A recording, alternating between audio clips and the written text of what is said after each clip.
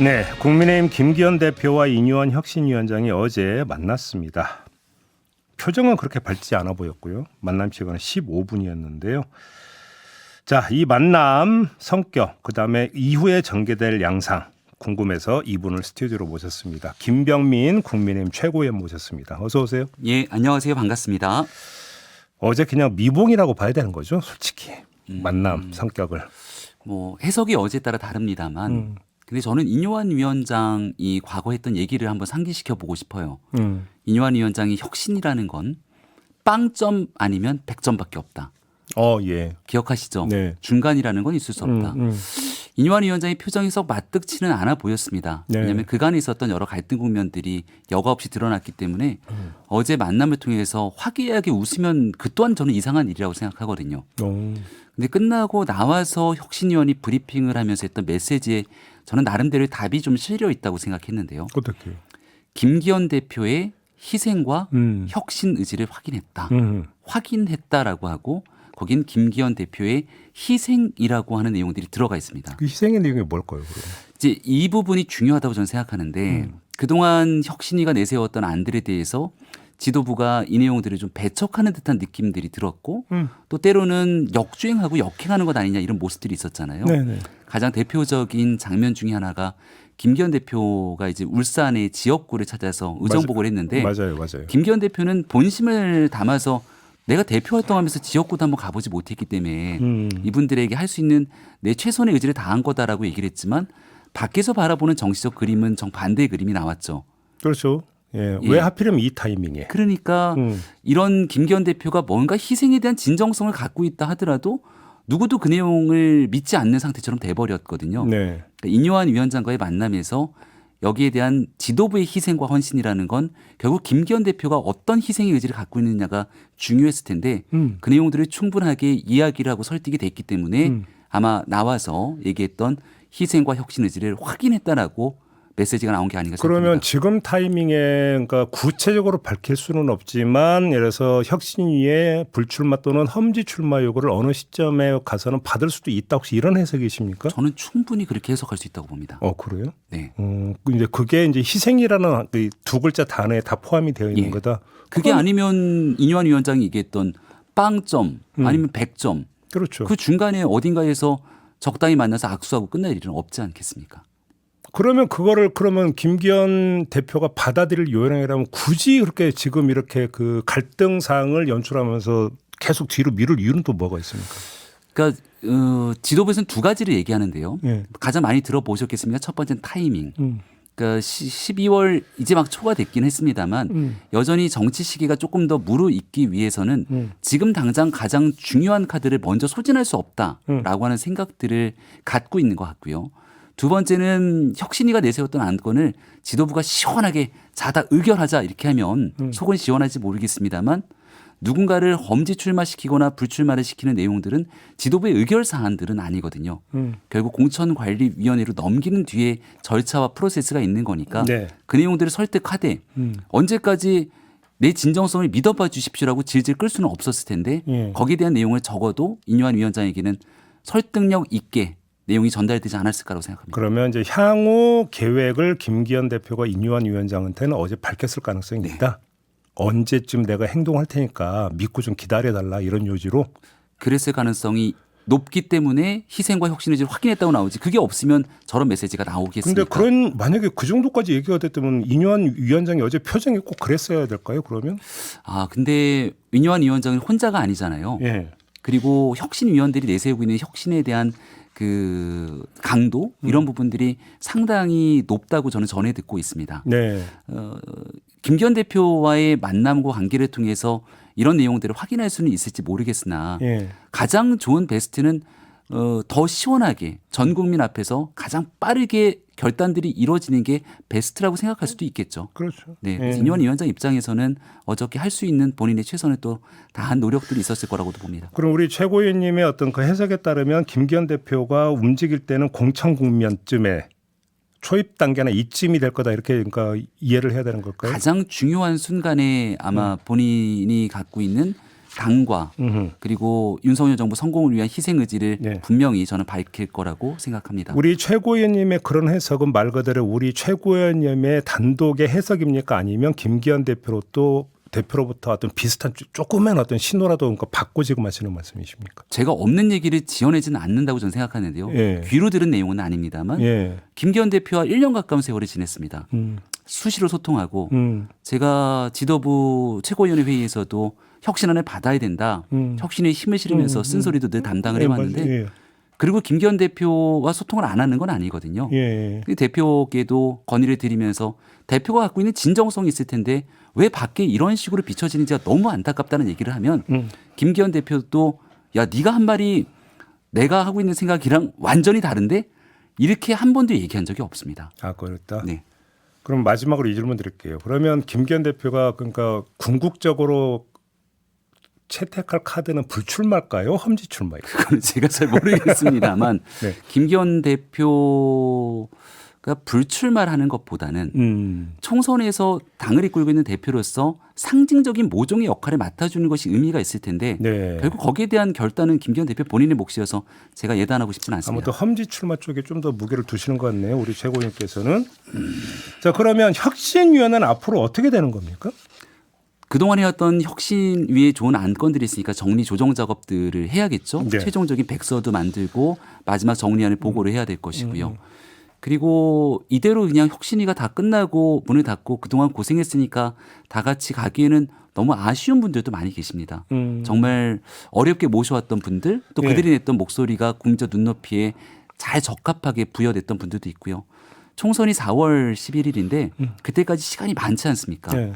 당의 총선을 위해서 좀 여러 가지 역할을 해줄 수 있는 부분들이 있다면 또 그분들을 삼고 처리해서 그 다음 스텝으로 갈 수 있는 길에 모시면 어떨까라고 하는 이건 지극히 제 개인적인 생각입니다만 그런 일들이 있으면 좋겠다는 생각이고 인요한 위원장도 이제 혁신위가 애당초 주어졌던 기간은 어차피 12월이니까 임기는 끝나지 않습니까?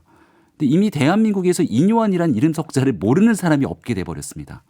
그리고 주류 기득권에 맞서서 국민적 눈높이를 위한 혁신을 끌고 나가는 상징적인 이미지도 구축이 됐거든요. 인요한 위원장도 총선으로 가는 길목에서 좀 중요한 역할들을 맡아주면 어떨까라고 하는 개인적인 생각을 같이 그러면 지금 피력합니다. 총선에서의 역할이라는 게 두 종류가 있을 수가 있습니다. 하나는 공천을 받아서 뛰는 예. 후보였던 역할이 있을 수가 있고 또 한 가지는 선대위에서 일과 하면서 후보들을 지원하는 역할이 있을 수가 있는데 지금 외부에서 영입한 귀한 분들이라는 게 혹시 공천 줘야 된다 이 말씀이실까요?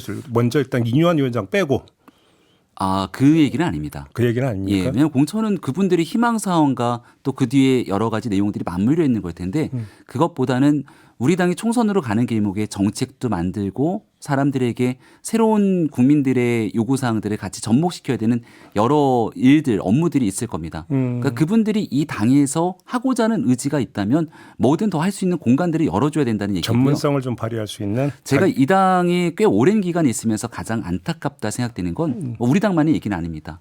때가 되면 좋은 분들을 모셔와서 그 좋은 자원들을 소진합니다. 예. 그리고 정치권에 한번 몸을 담으면 학을 떼고 돌아서서 다시는 안 오거든요.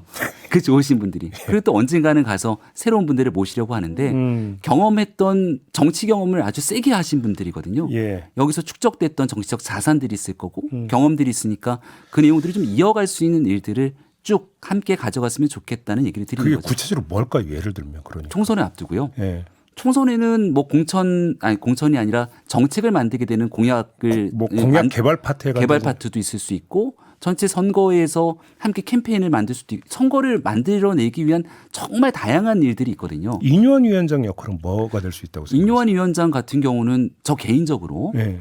제가 서울 강진이라고 하는 좀 어려운 지역에서 예, 선거를 뛰고 있는 광진 갑이든가요? 광진 갑입니다. 예. 원외위원장인데요. 예. 지금 그런 생각을 해봅니다. 서울에 있는 저 같은 어려운 지역에 뛰고 있는 분이 총선에서 어떤 분이 와서 손을 번쩍 들어주면 도움이 될까? 아, 이런 얘기를 늘 하잖아요. 지원 요새 쪽이나 지원 뭐 예를 들어서 그럼 김기현 대표께서 오셨을 때 도움이 되냐라고 하면 여기에 대해서 다소 이렇게 좀 도움이 안 될 거야 이렇게 치부하시는 분들도 많이 계시잖아요. 예, 예. 근데 제 개인적으로는 인요한 위원장 같은 분이 와갖고 함께 선거를 해주면 이 수도권 선거에도 큰 도움이 될 수 있는 분이죠. 듣는 김기현 대표 기분 나쁠 수도 있는데 지금 김기현 대표의 역할은 대중적으로 사람들에게 환호받는 역할과 이미지보다는 안정적으로 당의 어려웠던 내용들을 잘 조정할 수 있는 핵심적인 역할을 할 수 있는데 그게 바로 2020년 총선 때 이해찬 전 대표가 민주당 전면에 나서진 않지만 내부에서 그 갈등들을 조율했던 중요한 역할들을 했던 모습과 비슷하지 않나 생각합니다. 그러면 이뉴한 위원장 같은 선대위원장급의 역할 뭐 이쯤으로 이해를 하면 되겠네요. 저의 희망과 바람인데 뭐 당에서 같이 논의해봐야겠죠. 알겠습니다. 좀 다른 얘기 좀 여쭤볼게요. 어제 정책의총에 한동훈 장관 왔었잖아요. 그러니까 그 언론 보도를 보니까 분위기는 되게 좋았던 것 같은데 한동훈 장관은 언제 당으로 온답니까? 법무부 장관 후임자가 첫 번째로 정해져야 될 것이고 그리고 인사청문회를 거치면서 한동훈 장관이 좀 자유로운 몸이 돼야지 그다음에 당에 올 수 있는 것 아니겠습니까? 물리적으로는 시간이 좀 필요하지 싶은데요. 아직 후임 장관 지명자도 안 됐으니. 당에 오면 무슨 역할을 해야 된다고 보세요? 여러 얘기들이 많은데요. 뭐 총선 출마를 전제로 얘기 주시는 건 아니겠습니까? 비례대표설, 지역구 출마설, 선대위원장설. 근데 저는 시종을 나가서 얘기하고 있는 건 한동훈 장관이 선거에서 민주당과의 하나의 중요한 대결 구도를 만들어낼 수 있는 진짜 중요한 자산이거든요. 그러니까 지난 총선에서 우리는 종로에서 황교안 대 이낙연의 대결 구도에서 승기를 완전히 그냥 뺏겨버린 겁니다. 근데 그게 종로라고 있는 한석에서의 대결이 아니라 언론의 모든 지역에 전부 보도가 불가능하기 때문에 253개 지역구 중에 가장 격전지 몇 군데를 꼽아서 매일매일 보도를 하거든요. 그 사람이 어딜 갔는지. 고공전이 되는 지역구가 있죠. 그럼요. 그러면 그 사람은 그 지역에서 선거운동을 하지만 그게 전국으로 보도되면서 전국 선거를 끌고 가는 역할을 하게 됩니다. 특히 수도권 격전지에서. 이런 부분에서 민주당이 핵심적인 사람들과의 대결 구도를 만들어서 선거를 끌고 가는데 승기를 잡게 되면 그건 그 지역 하나의 승리뿐만이 아니라 전체적인 지역의 판세를 바꾸게 되는 역할을 할 수 있기 때문에 이것도 마찬가지 개인적인 바람입니다마는 수도권이 정말 어렵기 때문에 격전지에서 민주당과 함께 맞붙으면서 수도권 전체의 분위기를 한껏 달아오르게 만드는 역할을 해주면 참 좋겠다는 바람을 갖고 있습니다. 격전지라고 하면 최소한 강남 3구 출마는 아니겠네요? 저희 같은 데를 이제 격전지라고 하죠. 네. 방지국 같은 데를. 강남 3구는 아닌 걸로. 하여간 지역구 그것도 전략적 요충지가 되는 지역구에 나가서 상징성 있는 민주당 후보고 겨루는 게 가장 좋은 흥행 카드다 이런 말씀이신 거고. 이상민 의원 있잖아요. 민주당 탈당한. 어제 어떤 이야기를 했냐면 인제 여기 있다 전화해라. 근데 왜 전화 안 해요? 국민의힘에서?